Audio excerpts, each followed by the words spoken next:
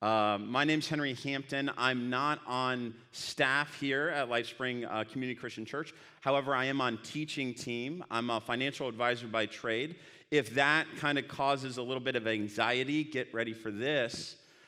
Every other week, I help out in pre-K back there for the 11 o'clock service. Like me with little kids, that's not good. Except, here's the benefit. It has taught me what a succinct message should be. We ended, get this, 3 minutes early yesterday. So you guys went out. But whoever is covering for me for 11 o'clock, thank you very much. And thank you all for kind of stepping up to help out with the kids over the past month that we had that rally. So that being said, we're going to be diving into Luke again. So to our friends on Facebook, to our friends in the coffee shop area right now, and to all of you, we are continuing going through Luke. And for what seemed like 3 months for us, has actually been 3 years for Jesus and the disciples. But now we're going to slow it down, and a week will be a week's time. Today is Palm Sunday. We'll be leading up to the resurrection and leading up to Easter. For those of you that are kind of guests today, Palm Sunday, who's this Luke guy? Luke was basically looking at Jesus, trying to find the eyewitnesses so that we would have an account of what occurred. He's kind of a biographer, if you will, and he's one of the greater historians. But don't take my word for it. Take William, here we go, take Mr. Ramsey's quote for it. He is an archaeologist that says Luke is a historian of the first rank. Not merely are his statements of fact trustworthy, this author should be placed along with the very greatest of historians. So that's the book that we're in, and we're finding a lot about him. And Luke doesn't leave any details out. We are covering Luke 20 and 21. Here, look at this. This is everything that we had to cover today. And a lot of different themes are there. Some themes dealing with the Messiah. And you might say, well, Henry, what is the Messiah? For the Hebrew nation at this time, the Messiah was this political or religious leader that would kind of rise up to redeem Israel, throw off their Roman oppression, and just bring peace and bring everyone together. That For us, that's what the Messiah would be. And so there's this theme of messiahship through all these different stories. There's also the theme of authority. But when I was preparing this message, nothing was clicking. And then that kind of led me to dig down a little bit deeper. And there's this very subtle theme that we'll actually be lifting up, which will have a big payoff at the end. But the big idea is that by contradicting our expectations, this is what we see again and again from Luke 20 to 21. By contradicting our expectation, Jesus molds us to become more intentional with our pursuit of what matters most. And the application is to make up our mind not to worry, but to trust God both in the big things and the little things. To give you an idea of how this message is going to go, I was very tempted to call it death and taxes, because we will be talking about both. Please join me in prayer. Dear God, thank you for all that you do and all that you've done. Thank you for our ability just to pause, focus on you. And as was said, these are words written millennia ago, and it's insane to me how applicable they are, that people will leave here being like, I can't believe they talked about that.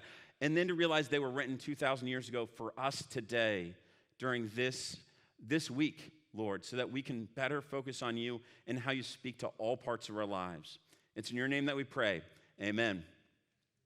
So there's been multiple times I've taken this stage to give a giving message. That's not what this is. But the theme that I'm going to pull out is what I call the capacity of generosity. It's the step of how we decide to give.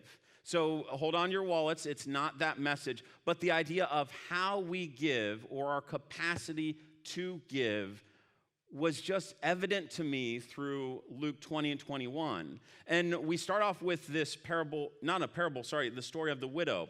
So, and this will kind of bring out this idea of, well, what is this idea of a capacity of generosity?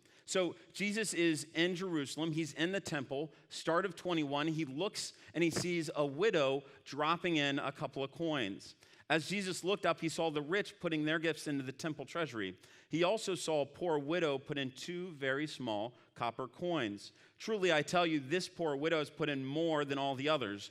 All these people gave their gifts out of their wealth, but she, out of her poverty, put in all she had to live on. Now, this was odd to me just because this doesn't fit in really much to the Messiah. It doesn't really fit into authority. It's just Jesus noticing who's giving what. And I can't really stand here and say, therefore, you all should put in everything you have, including those that believe that they're poor. That wouldn't be right whatsoever. But yet there were times where Jesus did tell people, put in all you have and come follow me. Different situation, different circumstances, not at this moment. So here were 2 thoughts that I took away. First off, Jesus doesn't say, go and do likewise. He's simply making the observation, both of the rich and the widow. The second is that it's proportional giving. If I make $100 in a month and I give $50 away, and someone makes $5,000 in a month and gives $50 away, it's the same amount of money, and yet proportional, it's 50% and 1%. What's the lesson for us? That we shouldn't judge people on what they give or what they don't give. That's proportional giving. But for me, I was just digging down deep, and I came away with 2 questions. First off, notice the very first line. He saw the rich putting their gifts into the temple treasury, and then it goes on, they gave out of their wealth. So we can take away that there's a possibility that the rich could give more. So what I took away is simply this question. Our capacity for giving, are we limiting it ourselves? Are we limiting it through or throttling it through self-imposed traditions or regulations or methods? Well, Henry, I grew up in a family that always gave $50, so that's why I give $50. I grew up in a family that gave 5%, so that's why I give 5%. Are we limiting our capacity of generosity based on regulations and traditions? And then when I look at the widow, I was hit by this, our second question of 5 for the day. Is our capacity of generosity, does it create an avenue where there is reliance on God? And I had to take a step back and say, well, what I give, is there a reliance on God? Because again, Jesus isn't saying go and do likewise, he's just noticing it. So the 2 questions to kind of start us off is, does our capacity of generosity, how we decide to give, does it allow an element of faith? And then second, does our capacity of generosity or how we give, do we limit it ourselves even though there's potential to do more? And so once I started to dig into this and kind of put it in context, I was like, I wonder if this cycles throughout Luke 20 and 21. So I flipped to the beginning of this section. And in this section, Jesus starts off with this idea of a parable of it's called the vineyard, or the tenants of the vineyard. And it says this. So there was an owner. Jesus is talking, again, to a group of people around. Religious leaders are close by. And he says, let me tell you a story. There was an owner, and that's key to understand. There was an owner of a vineyard, and he rents it out. That's key. He rents it out. And so there came a time around harvest that he sent one of his servants to those renting it out to give him some of the fruit. And that was key to me, to give him some of the fruit. He's the owner. He should demand it. But it says to give him some of the fruit. He doesn't demand it, but he's intentional. So this owner sends a servant to the renters to give him some of the fruit, and the renters say no to that servant. So the owner sends another servant to give him some of the fruit, going to the renters. And the renters turn him away as well and actually beat him up. And then the third servant is sent, and they wound that servant. So the owner says, I will send my son to them, for surely they will respect my son. And then the renters, having more of a capacity to murder rather than generosity, say, we will kill the son, and then we will take ownership of the vineyard, which is not how any of that should work. But that's what they do. They kill the son. And Jesus ends by saying, so what should the owner do? The religious leaders realize this is an indictment against them. And so from here, they start to capture Jesus. And one of the reasons they're looking at capturing and killing Jesus is because the religious leaders at the time, the Sadducees and the Pharisees, they're making bank off of the temple. Some scholars think that they actually were somewhat more wealthy than some of the Roman officials. Jesus is disrupting that, and oftentimes when you try to disrupt money and power, things don't end well for you. But for us, what I took away, or more specifically, let me say for me, what I took away, is I couldn't get over the intentional word use of give. And so I started to wonder, well, the renters didn't realize what they were given. They thought it was their own. So the question that I would have for us is, does our capacity of generosity, how we give, does it recognize what we've already been given?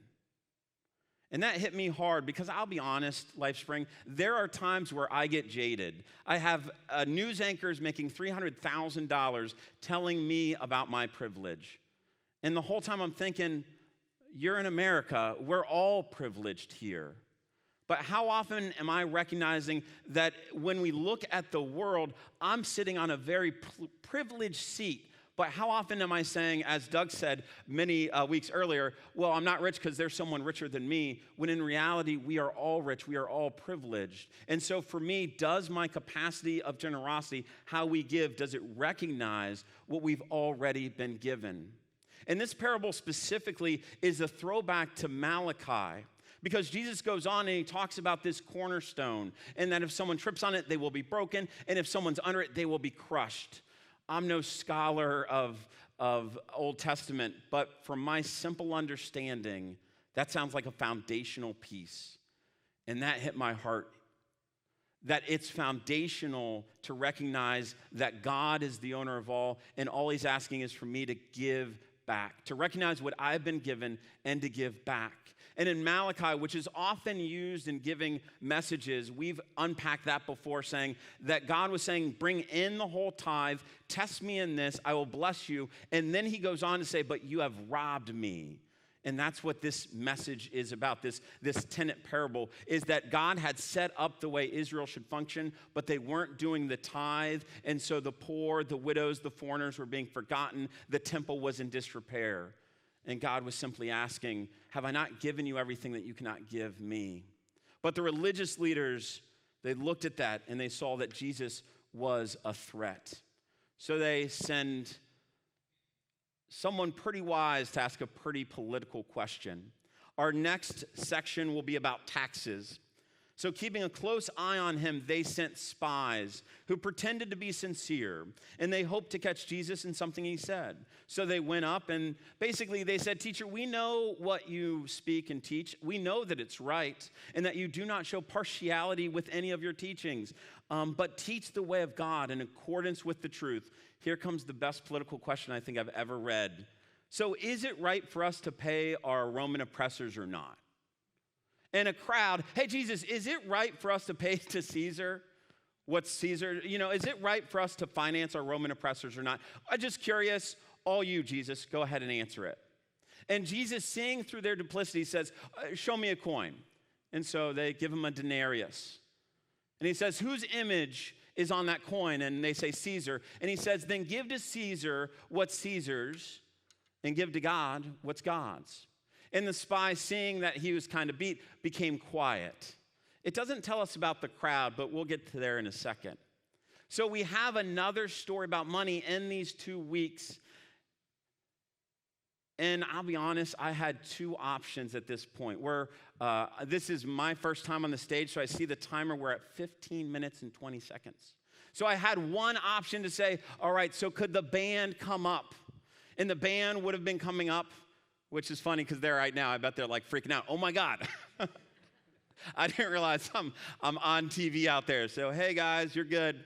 But I could have said, hey, can the band come up? And the band would have come up. And I said, let's go back to that Jesus story. So Jesus says, hey, Here's a coin, whose image is on it? And they say Caesar. And I say, well, give to Caesar, what's made in his image. And then Jesus is implying, then give to God what's made in his image. And all of us would have realized that we are made in God's image and that we should give our all. And then we would have been amazed at how profound I was. And Caleb would have been here doing a little bit of music. And you guys all would have been amazed and yes, Henry, good job. And then we would have had a jamboree here. And then Adam Stevenson would have busted in through the doors and said, your kids are amazing, and we have ice cream left over from Friday, and we would have had an amazing end, and then we would have done Easter, and it would have been an amazing week. Alas, I had another option to make the argument that Jesus wants us to pay taxes. And Jeff gave me a little too long to do research. So we're going to look at the fact that Jesus wants us to pay taxes. And it's very convenient that we're going to be talking about taxes because we are in a rising tax rate. All of our taxes will be going up. So it's convenient that we can talk about this. And you might say, Henry, that's adorable. None of us are making $400,000. It's only going up on them. And that's actually not accurate whatsoever. On Wednesday, they're talking about the infrastructure bill, and they're trying to find a way to tax mileage. And you say, Henry, you mean gasoline? No, they're going to tax that too. But they're trying to figure out how to tax mileage for all the EV cars that are being driven like Tesla and stuff like that. And that's on top of the other taxes they're considering. So FICA tax on Social Security going up, inheritance taxes going up, and then also the Trump tax cuts are set to expire on 2025. So it's not like your taxes are going up. They're just not going to keep them lowered. And so I'm not accused of any political side. Trump also raised taxes on inheritance and inherited IRAs and stuff like that. And if you're like, Henry, you are way out of bounds. We are at church. You're talking about taxes. Then I'd simply point out, I'm simply a speaker. This is uncomfortable for me too. So imagine if I was the Messiah.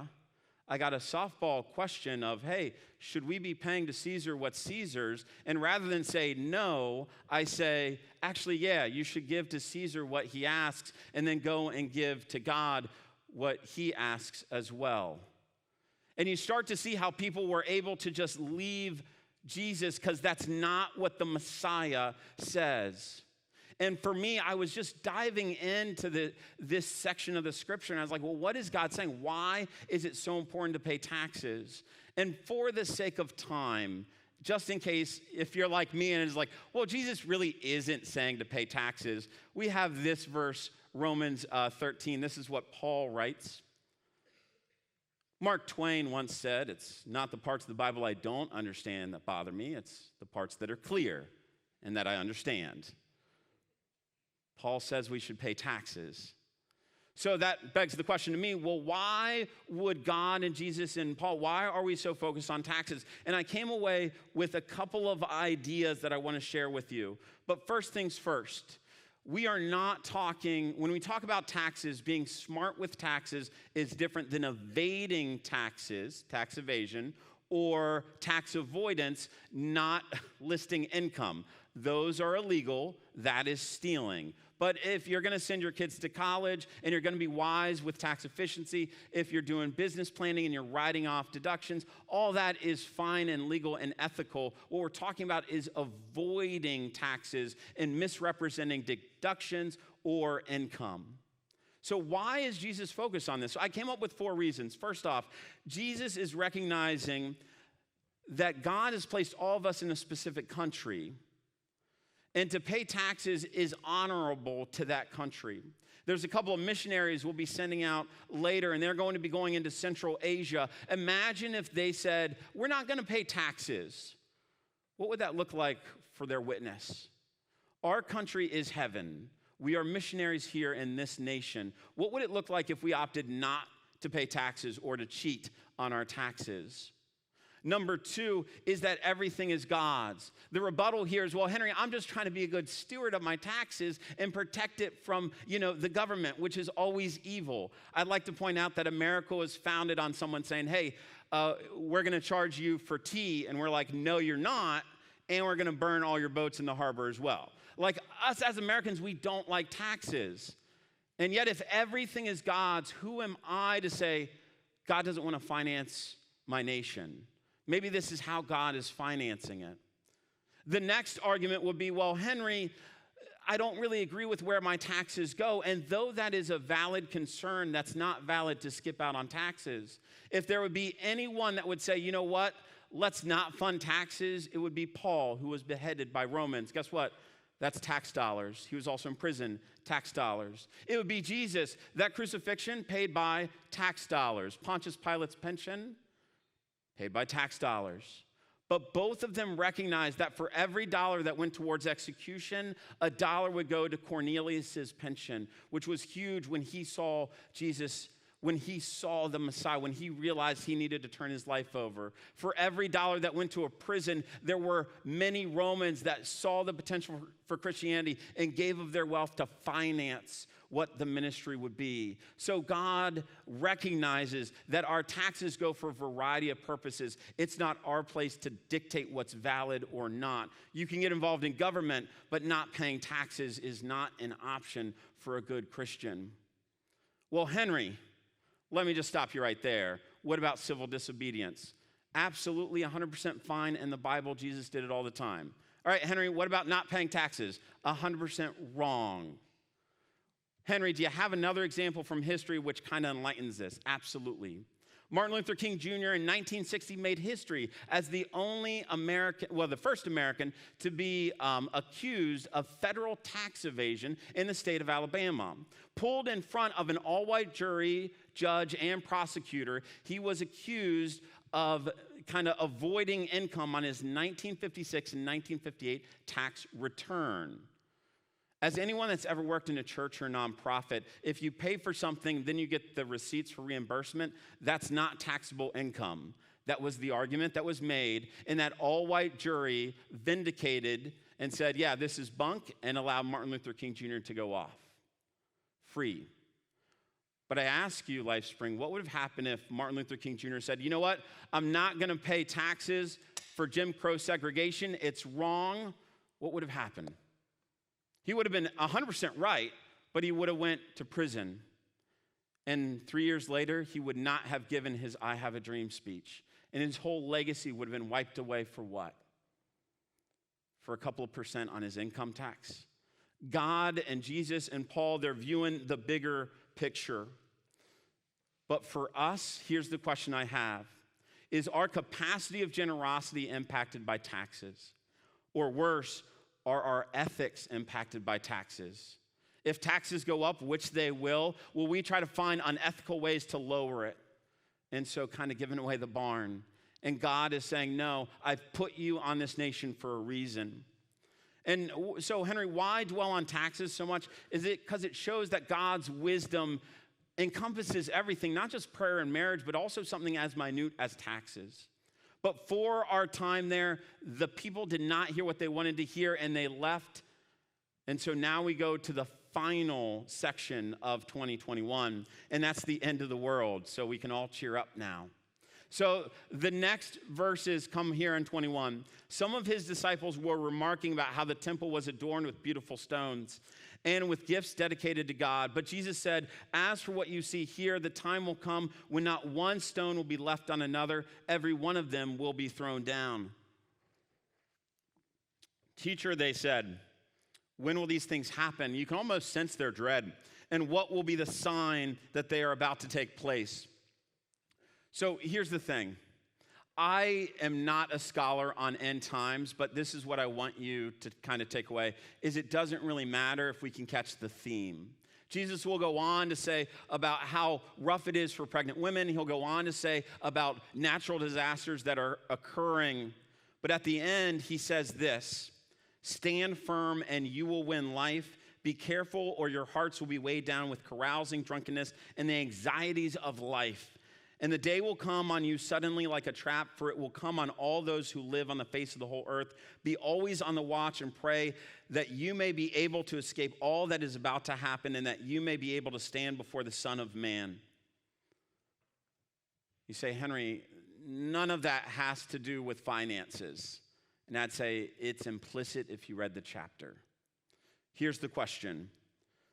Is our capacity for generosity prepared for what's to come? Is our capacity for generosity prepared for the certainty of uncertainty? And I'll be honest, 2 years ago, I would have been very hard-pressed to make the connection, but things have changed, haven't they? 1 year ago, there was no toilet paper in any of the supermarkets, was there? Our Easter was virtual, but even more than that, there was no baby formula, no diapers. Those were all cleared out. In the last year, we've seen major publications talk about that if your family is not agreeing with their political standpoint, you got to cut that family off. We've seen tons of things over the last year with a virus that has a very low death rate, but we've seen such division that it does make me concerned for what the future is. That said, it was the generosity and the expanding the capacity of generosity that made so many things work. To see people come together to make a difference, to stand firm in the gospel and faith and not be worried about what's to come. But that said, I have the ability with a good sermon illustration to get you to feel what these followers of Jesus felt. I'm going to be taking you to a place of kind of depression, if you will, or dread. So I simply ask, are you comfortable with the sermon illustration, or do you just want me to call it now and we end 5 minutes early? Are you guys good with the sermon illustration? All right. Here's the backup to the sermon illustration. Million, billion, trillion. 1 million seconds ago was 12 days. A multiple of that is 1 billion. 1 billion seconds ago, it was 1989. Batman and Little Mermaid just came out. Some of you feel old now. But 1 trillion seconds ago was 31,000 BC, 31,000 years before Jesus walked the earth. Good so far? It's a lot of money. I'm sorry, it's a lot. Here's a lot of money. This is the debt clock. That's how much we owe. It's kind of our credit card that's never been called. $28 trillion. It's almost like our politicians are spending like drunken sailors, but that would be offensive to drunken sailors. Regardless of which political party you are for, we start at $5 trillion with George W. Bush, and now we're at $28 trillion. Everyone's kind of added to it. When Jesus is talking about the temple, it's not a building. It represents their heritage. It represents their nation. It represents their culture. And he's saying it's going to come down brick by brick. There were grandfathers listening, wondering what the world will look like, because they remember when they were kids going to the temple. And in the same way, this isn't a number, is it? It represents so much more. I can kind of see it in some of your guys' eyes. Well, Henry, what's going to happen if it continues to go up? I want you to think what it's going to be in 5 years. Before we get there, a couple of boundaries. The government owns 80% of its own debt. A. B. The sermon illustration is not to convince you to go buy gold, silver, and Bitcoin and cash out your whole Roth IRA or 401k and bury it in the sand. Those are stupid ideas. Please don't do it. That said, here's where it is in 5 years. I misspoke. That's where it was yesterday. It's a couple of billion higher. This isn't a number, is it?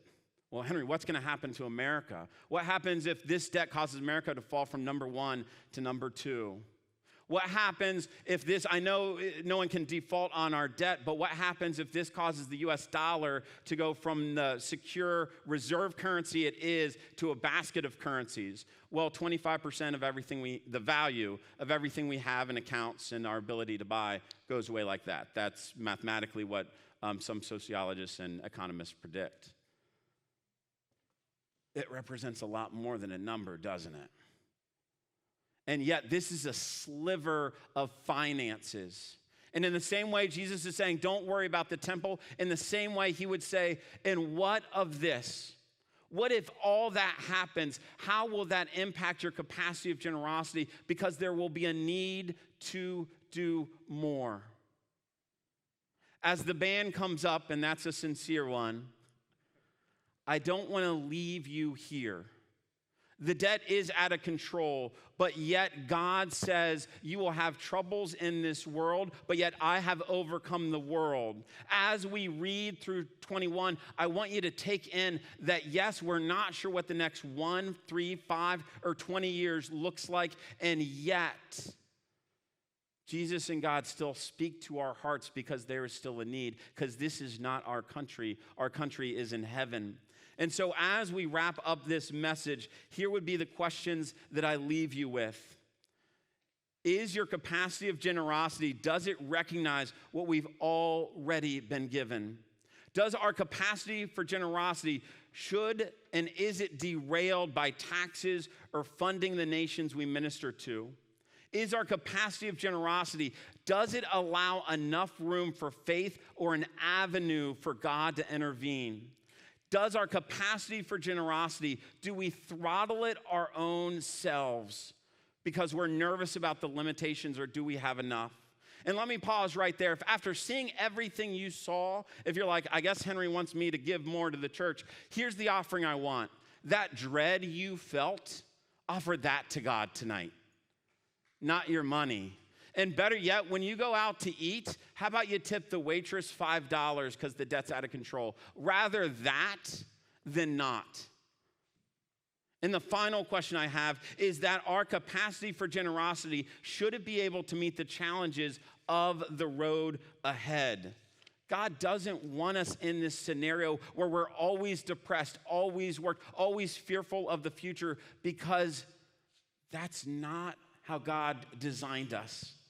Looking back at 2021, I want to make this point that those people were looking for a Messiah.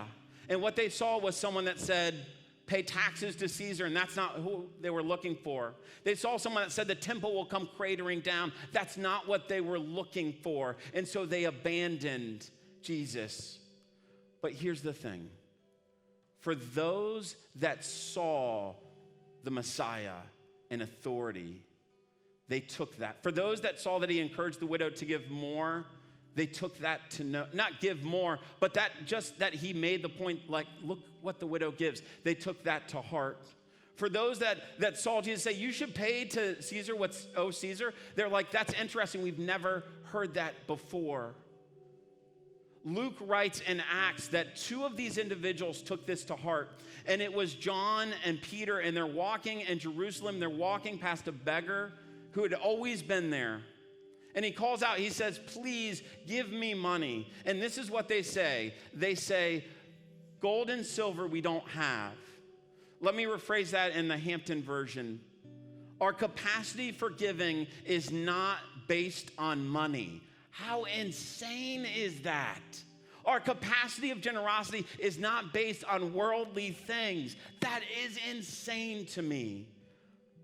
Our capacity of generosity is based on Jesus. So what we have, we give to you. Stand and walk in the name of Jesus Christ. That is the gospel. That is the good news. That we as disciples look to make other disciples that understand the value of the generosity and our capacity to expand it. Please join me in prayer. Dear God, I thank you for this message, as tough as it is, but as also relatable as it is. I thank you for all that you do. And as we worship you, Lord, may you continue to work on our hearts. Amen.